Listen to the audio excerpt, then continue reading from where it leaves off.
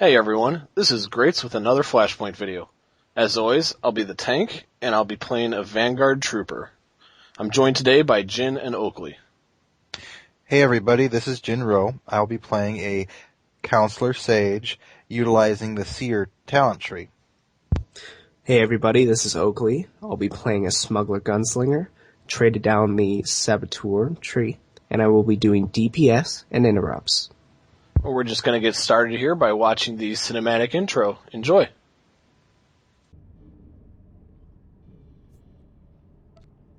This is Carrick Station on Secure Channel Ion 8. Do you read? I'm receiving, and grateful you answered my call. I couldn't have asked for better. You've earned a reputation for bravery.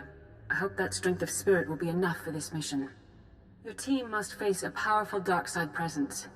Failure to resist its influence could condemn you all to madness. Or worse. Whatever this evil is, I'll face it.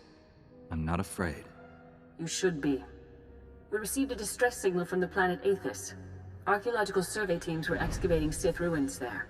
They awakened something while gathering ancient artifacts. The dark side grows strong within those Sith ruins, and now the Jedi Council senses a profound disturbance in the Force there. Why would anyone explore Sith ruins in the first place? Their discovery was accidental. By the time anyone on the survey team realized exactly what they'd found, it was already too late. The survey team leader said his people were driven mad before being overwhelmed by something inside the ruins. He warned us to quarantine Athiss.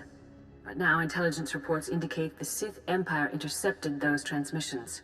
Darth Malgus is putting together a strike team as we speak. We should just wait for them to land and flatten the site from orbit. Problem solved.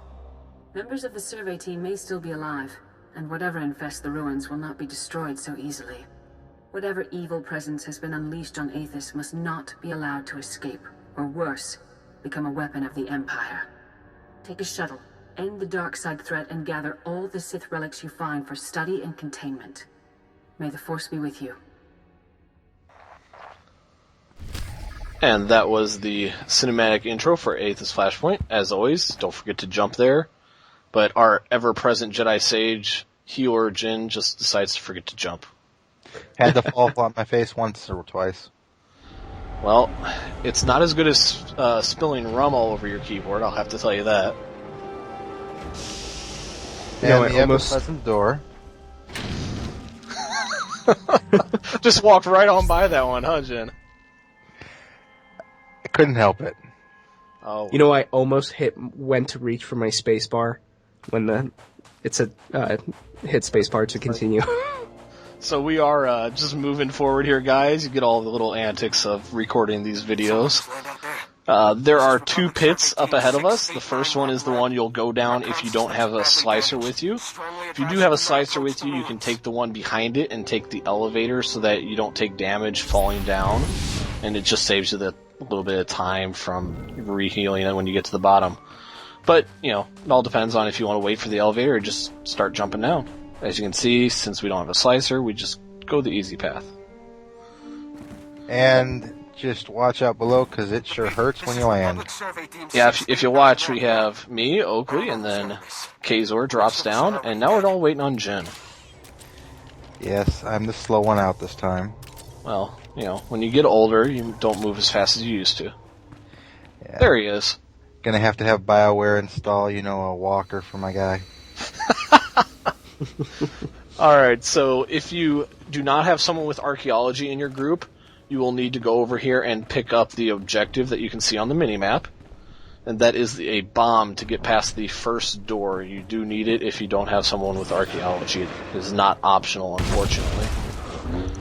But these guys are relatively easy. There's 2 spitters and 2 melee, so your tank in your group just needs to be aware that the spitters won't move and the melee will charge after you. Throughout this, we're going to see Oakley diving into and out of cover.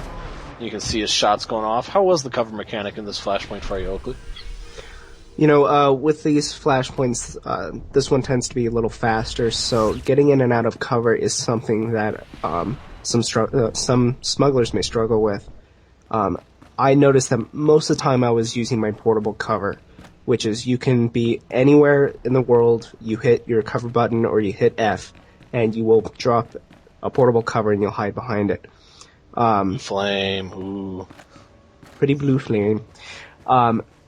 The only bummer with the portable cover is that you do not get the defensive bonus, but a lot of times you won't be taking damage as long as you're not going hog wild on the DPS, so it doesn't matter, and it's definitely better to be using your abilities that you can use from cover other than trying to find natural cover. You'll get a defensive bonus for you don't need.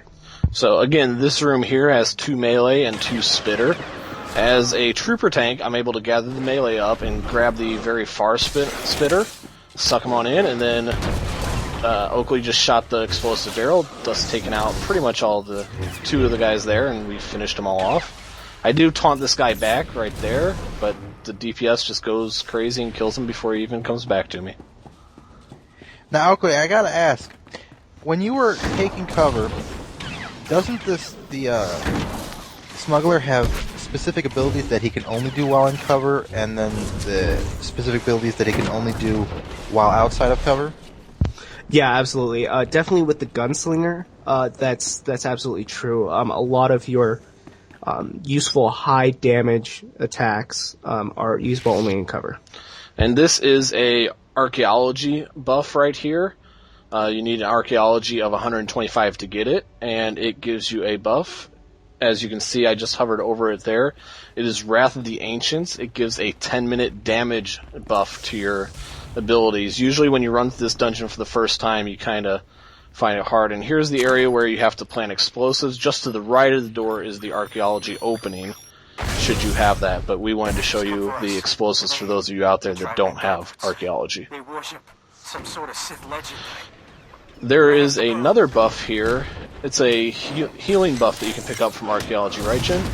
Correct. Later in the game, there's several caves. You'll see us go into one, not the one with the node in it, but there is another one.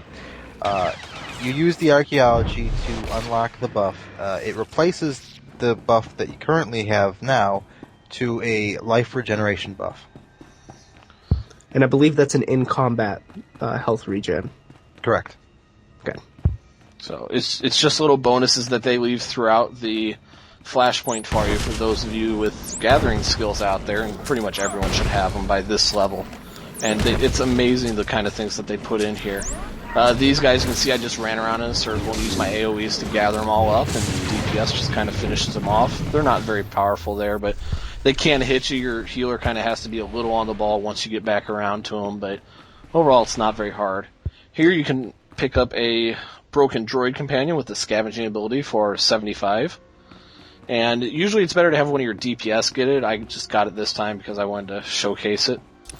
But we had, I believe, Oakley with us that could get it as well, so we had him get it in the first one that we ran. Mm-hmm. This is our second time run through. Yes, it's really nice to see how many nodes they put in there and different things for the crafters in the game. The people that actually do, take the time to level up their crafting and their crew skills. Because later in the game, later in this, you'll see bioanalysis nodes, the scavenging, which you just saw with the droid, the archaeology, just to name a few. And the thing here with the ads is they're not that tough, but they are spread out, so you do want to make sure your tank realizes that when he grabs 2, like on the left side there, the right 3 are going to aggro. This is the first boss. As always with the bosses here, they have a little trash when you start them, just to make it feel like it's a little bit bigger of a fight. It's nice just to have your DPS clean it up real quick. I'm going to suck that guy back to me. It's not that hard. Kaiser's going to come in here and finish him off, and then we're all on the boss. The boss has 2 abilities. One's that spray that you just saw. That's not, you can't really avoid it, but it doesn't do that much damage. The other one is the Affliction Field, which you'll see Oakley constantly interrupt here. We don't let it go off at all, but if it does hit it, it puts a little area of effect ground field that just poisons you if you stand in it, so it's just a good idea to move out of it if she does get it off, but other than that, it's not that big of a worry. One of the nice things about healing these fights, especially this boss fight, is, as a healer, my main job is to keep everybody up and going. But with the shield and the force shelter attributes that the Jedi Counselor has, it allowed me time to also contribute to the DPS. As you saw, she did summon a bit of ads, and the ads are based on how far down of health she is. We noticed, so it's not, if you push her fast, they'll all start coming, but if you go through at a normal pace, you'll be fine. All in all, it wasn't very hard to pick up the ads. They tend to swarm towards the people who are on the boss, so it's pretty easy to grab them all.